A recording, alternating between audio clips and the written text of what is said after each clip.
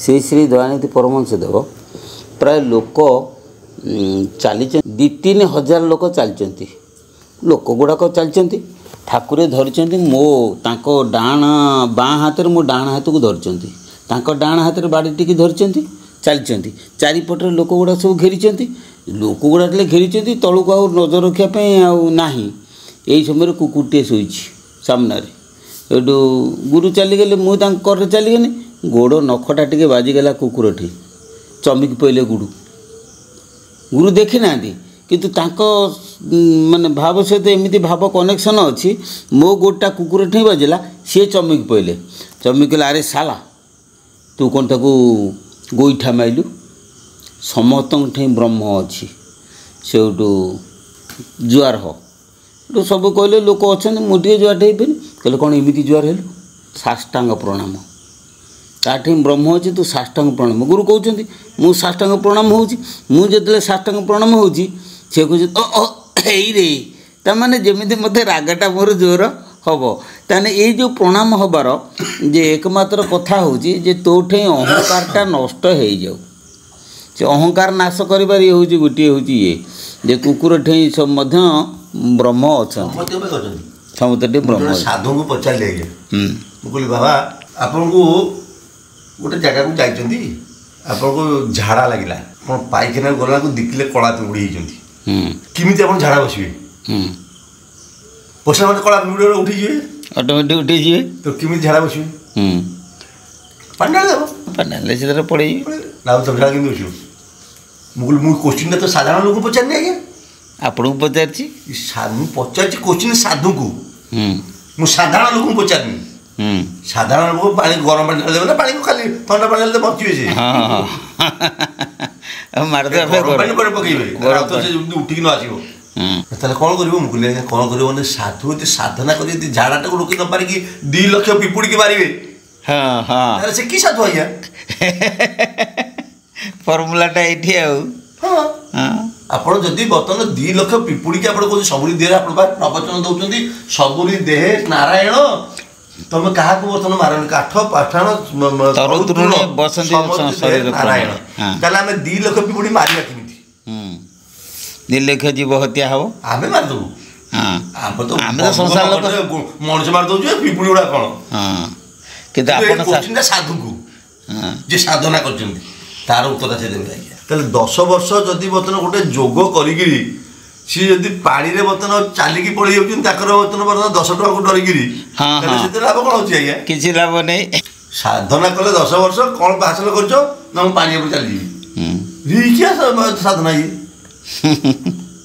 साधना मूल्य कौन अच्छी किसी ना से तो 10 टका देने ना रिपेयर कर दो आपन भी प्रवचन कथा कहते प्रवचन कहते हाँ हाँ बहुत कथा कही तो किसी मूल्य ना ना साधना साधु क्या कहते मलय पवन माने जोटी बहिब यज्ञ कहीं हुए यज्ञर से जो घीर जो जिनटा बाहर से वायुमंडल को दूषित वायुमंडल को से विशुद्ध करे तेणु साधु सत मैंने आम गोटे घर ये तैयारी करचे 4टा पिलर नदेले छातटा रही कौटू रही ताले ये एड़े बड़ आकाश बदल छात किए पिलर किए आम गोटे 10 फुट 10 फुट गोटे छात पकाऊे 4टा पिलर न रही से बर्तमान हेनी ताले एड़े बड़ आकाश जो तार पिलर किए से आकाश निश्चिंत साधु मान पिलर साधु मान पिलर क्या धर्म धर्म द्वारा से रही धर्मर पिलर से तेणु से साधु सत मैंने पिलर आ साधु सत मैंने अच्छा बोली पृथ्वी अच्छी संभाल बालांस मेंटेन नहीं जदि साधु सत मैंने न था बालांस हो पारता कौन जिन गोटे नई रे पानी नारे लोक पारि होती गोटे पट साइड समझते बसवे बुड़ी ऑटोमेटिक बुड़ी तो से नावरिया कहे भाई सेपटे 10 जण बस एपटे 10 जण बस बालांस करिया तेणु बर्तमान जो मैंने बसिक कुकर्मी मैंने डंगा बुड़ेया धर्म को बा संसार को बुड़ेया साइड में बस ये गोटे साधु यदि गोटे पटे बस सब जगह बालांस हो सब बालांस हो हाँ ନା କାଁ ଭୁଲ କହି ନା ଏଇଟା ଠିକ ନା।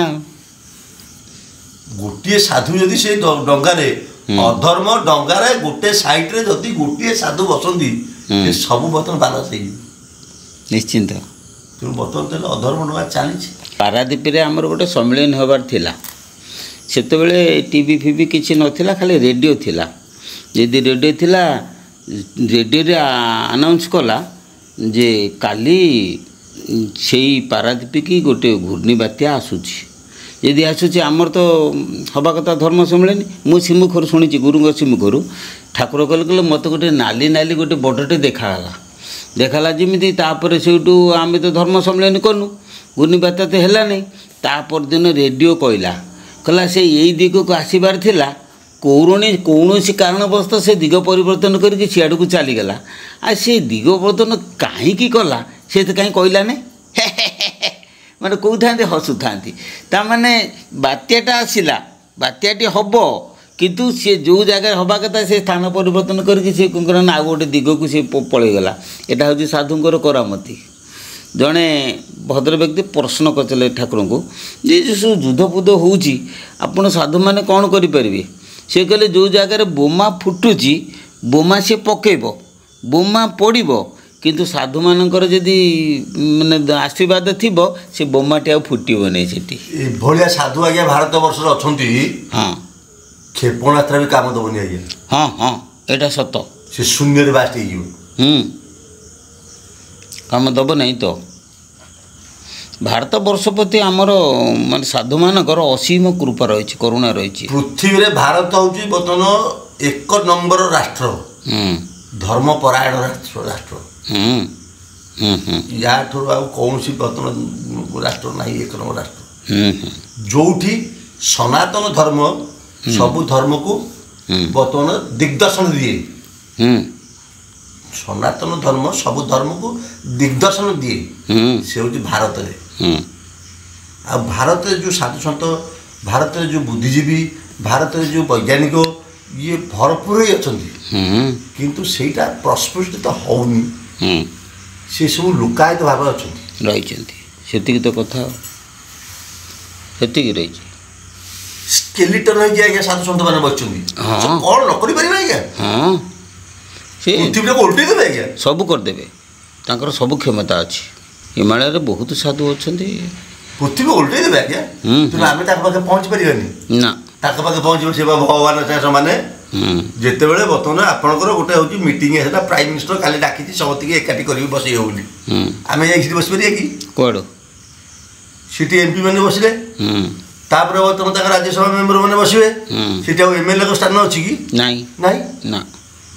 ତେଣୁ MLA ମାନେ କ'ଣ ତା ପଛ ଧାଡ଼ିର ଲୋକ, ତାପରେ ରହିଲେ ବର୍ତ୍ତମାନ ଯେଉଁମାନେ କାଉନସିଲର ରହିଲେ ବା ୱାର୍ଡ଼ ମେମ୍ବର ରହିଲେ, ବିଭିନ୍ନ ସ୍ତରରେ ରହିଲେ। ତେଣୁ ସେମାନେ ତାଙ୍କ ସାଙ୍ଗରେ ଡାଇରେକ୍ଟ ବସିକି କଥା ହେଲେ ନା।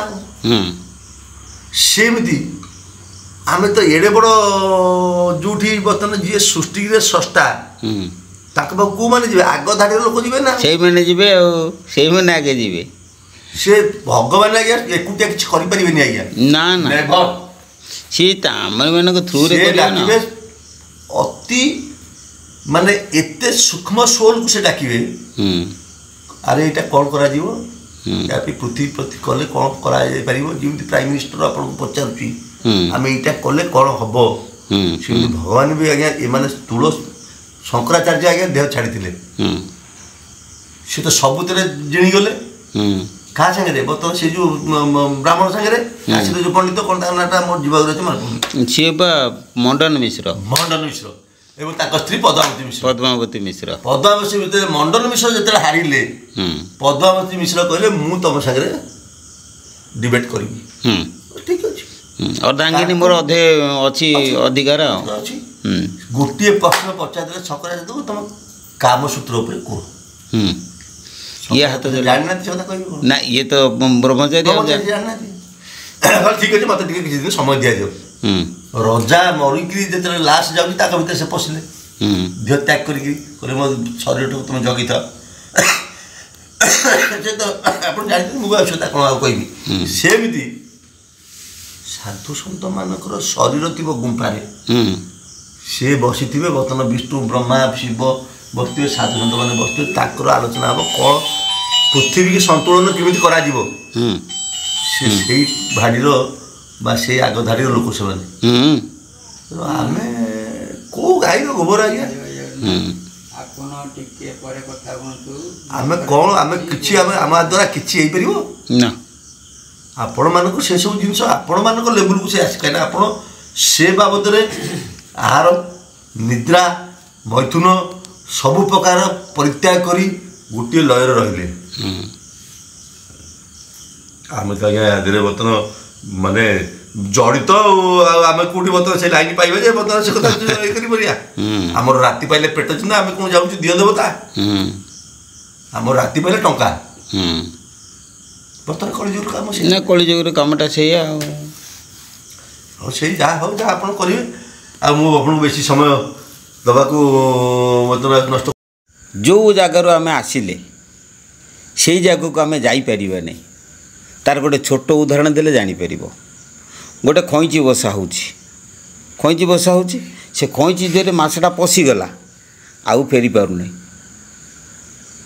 ପଶିଗଲାଟା ଆଉ ଫେରି ପାରୁନାହିଁ, ପଶିଗଲା ସେ ପାଣି ସରେ ଆଉ ସେ ଯେଉଁ ବାହାରିଲା ବେଳକୁ ତାକୁ କେଚି କେଚି ହେଇଯାଉଛି ଆଉ ସେ ଯାଇପାରୁନାହିଁ। ଯିଏ ସେ କେଚାଟାକୁ ଖୋଲିକି ଯାଇପାରିବ ସେ ଯିବ, ନହେଲା ତ ସବୁ ତାରି ଭିତରେ ପଡ଼ିଲେ ଅଛି ଆପଣ ଯେଉଁଟା କହିଲେ ମୁଁ ବୁଝିଲି। ଏମିତି ଗୋଟେ ଛନ୍ଦା ଅଛି ଗୋଟେ ବାଟ ଏମିତି ଅଛି ବାସ୍ ଏଇ ବାଟରେ ଯାଉଛନ୍ତି ବାସ୍। ଏଇଟା କେଚି ହେଇଯିବ ଆସିପାରୁନାହାନ୍ତି ଆଉ ସେଇ ବାଟଟା ଯଦି ସେ ପାଇଯିବେ ଭାରି ଆସିବେ। ଠିକ୍ ସେଇଭଳି ପ୍ରକାର କଥା ଆମେ ପଳେଇ ଆସିଛନ୍ତି ଆଉ ପୁଣି ସେ ବାଟରେ ଯାଇପାରୁନାହାନ୍ତି। ଗୋଟେ ଛୋଟିଆ ଭଜନ ଥିଲା, ମନରେ ମଉଡ଼ି ଗଲାଣି ହାଟ, ବିକା କିଣା କାମ ଝଟ ସାରିଦେ, ଦୋକାନ ଦୁଆର କବାଟ କିଣିଦେ, ଧର ଫେରିବା ବାଟ। ମାନେ ବା ବଢ଼ିଆ କଥା। ଫେରାଣ ବାଟ ଯେଉଁ ବାଟରେ ଆସିଛି, ବିକା କିଣା କାମ ଝଟ ସାରିଦେ। ବିକା କିଣା କାମ କେଉଁଠି କରୁଛି? କର୍ଣ୍ଣ ଚକ୍ଷୁ ନାସା ଜିହ୍ୱା ଚର୍ମରେ ମୁଁ ଶବ୍ଦ ଶସ୍ୟ ରୂପରସ କ'ଣ କରୁଛି? କିଣୁଛି। ମୁଖ ହସ୍ତ ପଦ ମୂତ୍ରଦ ମୂଳପଦାରେ ବିକ୍ରି କରୁଛି। ବିକା କିଣା କାମ ଚାଲିଛି, ଆକୁ ଝଟ ସାରିଦେ। ଏଗୁଡ଼ାକ ସବୁ ଝଟ ଇନ୍ଦ୍ରିୟ କାମଟାକୁ ତୁ ଶେଷ କରିଦେ। ଶରୀର ଭିତରେ ତତ୍ତ୍ୱ ସବୁ ଶରୀର ଭିତରେ। ଆଉ ଦୋକାନ ଦ୍ୱାର କିଣିଦେ। ଦୋକାନରେ କେତେଟା ଦ୍ୱାର? ନା ଦୋକାନ ହେଉଛି 9ଟା ଦ୍ୱାର। କର୍ଣ୍ଣ 2, ଚକ୍ଷୁ 2, ନାସ 2, ମୁଖ 1, ମୂତ୍ରଦ୍ୱାର ମୂଳଦ୍ୱାର 2, 9। ଏ 9 ଦ୍ୱାରକୁ କିଣିଦେ, କିନ୍ତୁ ଫେରିବା ବାଟ ଅର୍ଥାତ୍ 10ମ ଦ୍ୱାରରେ ତୁ ଗମନ କର, ତେବେ ଯାଇକି ତୁ ପାଇବୁ। ବଢ଼ିଆ କଥା ଗୋଟେ ସାଧୁ ସନ୍ନ୍ୟାସୀ ସବୁ ଜାଣିଛନ୍ତି, ସବୁ କରିଛନ୍ତି। ଆମର କଟକରେ ଜାଣିଥିବେ ଗୋଟେ ବଜାର ଅଛି ଛତ୍ରା ବଜାର। ସେ ବିଷୟରେ କିଛି ଜାଣନ୍ତି କି? ଜାଣିନାହାନ୍ତି। ସେ ଯେଉଁ ଜାଗାରେ ଛତ୍ରା ବଜାର ହେଇଛି ସେ ଜାଗାରେ ଗୋଟେ ଜଙ୍ଗଲ ଥିଲା ଅତୀତରେ, ପୁରା ଜଙ୍ଗଲ ଥିଲା। ସେ ଜଙ୍ଗଲରେ ଜଣେ ବାବା ରହୁଥିଲେ। ସେ ବାବାଙ୍କ ନାଁ ହେଲା ଛତ୍ରା ବାବା। ତେଣୁ ଯିଏ କାହିଁକିନା ସାଧୁ ସନ୍ନ୍ୟାସୀ ନିଜର କିଛି ଡେଷ୍ଟିନେସନ୍ ଦିଅନ୍ତି ନାହିଁ ନା, କିଏ ଛତ୍ରା ବାୟା ପାଗଳା ସବୁ କହନ୍ତି। ଶିଷ୍ୟମାନେ ଗଲେ ସେବା କଲେ, କଲାବେଳକୁ ଛତ୍ରା ବାବା ଛତ୍ରା ବାବା ଛତ୍ରା ବାବା ହଁ କେଉଁଠି ନା ସେ ଛତ୍ରା ଜଙ୍ଗଲ। ଛତ୍ରା ବାବୁର ହେଇଗଲା ଛତ୍ରା ଜଙ୍ଗଲ। ବାବା ଯେତେବେଳେ ଦେହତ୍ୟାଗ କଲେ ସେଠି ସିଏ କହିଲେ, ଆରେ ଏ ଜାଗା ଜଳିବରି, ହୁ ହୁ ହେଇକି ଜଳିବରି, ଦିନ ରାତି ହେଇଯିବରି, ରାତି ଦିନ ହେଇଯିବରି। ସେଇଠୁ ଶିଷ୍ୟମାନେ କହିଲେ ବାବା ହେଉଛନ୍ତି ପାଗଳା।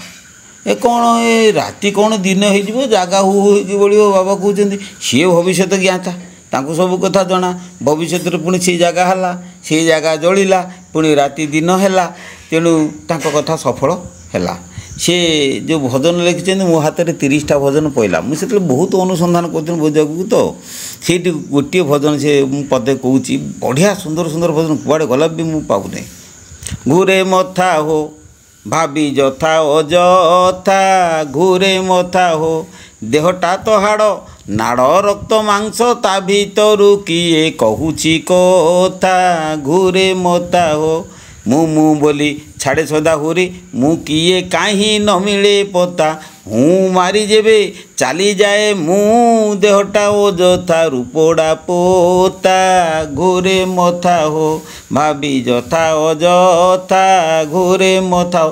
କେତେ ବଡ଼ ବିଜ୍ଞାନୀ ସେ ସବୁ ଜାଣିଥିଲେ, ସବୁ ତାଙ୍କ ଆତ୍ମଜ୍ଞାନ ସବୁ ଜଣା ପଡ଼ିଥିଲା। କିନ୍ତୁ ହେଲେ କ'ଣ ହେବ ନା ସିଏ ଆମରି ଲୌକିକ ଭାଷାରେ ସେ ପ୍ରକାଶ କରିପାରି ନଥିଲେ। ଆପଣ ଦେଖନ୍ତୁ ଯେଉଁ ପାୟା ଓ ଛିପାୟା, ଯେଉଁ ନେହି ପାୟା ଓ ଛାପାୟା, ତୃତୀୟ ଚକ୍ଷୁ ଯେତେବେଳେ ଖୋଲିଯିବ ସେତେବେଳେ ତୁମକୁ ବିଶ୍ୱ ବ୍ରହ୍ମାଣ୍ଡ ରହସ୍ୟ ସବୁ ଦେଖା ହେଇଯିବ। ଘରେ ବସିଥିବ ସବୁ ଦେଖା ହେଇଯିବ। ପୂର୍ବ ଦିଗରେ ସୂର୍ଯ୍ୟ ଉଦୟ ହେଉଛି, ଘରେ କବାଟ ଦେଇକି ବସିଛ, ସୂର୍ଯ୍ୟ ଉଦୟ ହେଲାଣି, ଘରେ ଦେଖାହେଉଛି ମୋତେ। କେମିତି ହେଲା? ଘରେ ବସିଛ ଗୋଟେ ଲୋକ ଚାଲିଗଲା ତୁମକୁ ଯେମିତି ଟିଭି ଉପରେ ଦେଖ ହଁ ଅମୁକ ଲୋକ ଆସିକି ଏପଟେ ଗଲାଣି ସେଗୁଡ଼ା ସବୁ ନୂଆ ନୂଆ ସେଗୁଡ଼ା ସବୁ ଆସେ ତେଣୁ ତା ଅର୍ଥ କ'ଣ ନା ଛୋଟ ପିଲାଟା ବାବା କହୁନ ଟିଭିରେ ବାହାରି ନଥିଲା କି ସେ ବର୍ତ୍ତମାନ ସବୁ ଆଖିରେ ତାର ବନ୍ଧା ହେଇଗଲେ ସେ ସବୁ ବର୍ତ୍ତମାନ କହିପାରୁଛି କିଏ ରହିଲା କିଏ ନହିଲା ସେଟା ହେଉଛି ଥାର୍ଡ଼ ଆଇ ତାର ଖୋଲି ଯାଇଛି ପୂର୍ବଜନ୍ମ କର୍ମ ସେ କୋଉଠି ବର୍ତ୍ତମାନ କ'ଣ କେତେ ତପସ୍ୟା କରୁଥିଲା ଯାହାକି ଏଇ ଜନ୍ମରେ ସେଟାକୁ ଦେଖା ହେଇଯାଉଛି ଛୋଟ ପିଲାବେଳେ ସେଟା ସାଧାରଣଟା ଆର ଜନ୍ମର ଏଇ ଜନ୍ମର ସିଦ୍ଧି ହେଇଯାଇଛି କଥା ହେଲା ସେଇଆ ବହୁତ ଜନ୍ମ ତପ କରି ଏବେ ହୋଇଲେ ଗୋପନାରୀ ସେ ଏଇ ଜନ୍ମରେ ନୁହନ୍ତି କେତେ ଜନ୍ମ ତପସ୍ୟା କରିକି ହେଇଛନ୍ତି ସେମିତି ତାର ଯେଉଁ ତୃତୀୟ ଚକ୍ଷୁ ଖୋଲିଗଲା ସେ ତୃତୀୟ ଚକ୍ଷୁ ଖୋଲିଗଲା ବହୁତ ଜନ୍ମ ସୁକୃତ ଫଳରେ ତାର ତୃତୀୟ ଚକ୍ଷୁ ଖୋଲିଗଲା ଖାଲି ଏ ଜନ୍ମରେ ସେ ହେଇନି ଠିକ୍ ସେଇଭଳି ଜନ୍ମାନ୍ତର ବିତିଯିବ ତେଣୁ ସେ ଜନ୍ମାନ୍ତର ବିତିବା ପାଇଁ ହେଲେ ଆମକୁ ସେଇ ବାଟରେ ଯିବା ପାଇଁ ପଡ଼ିବ।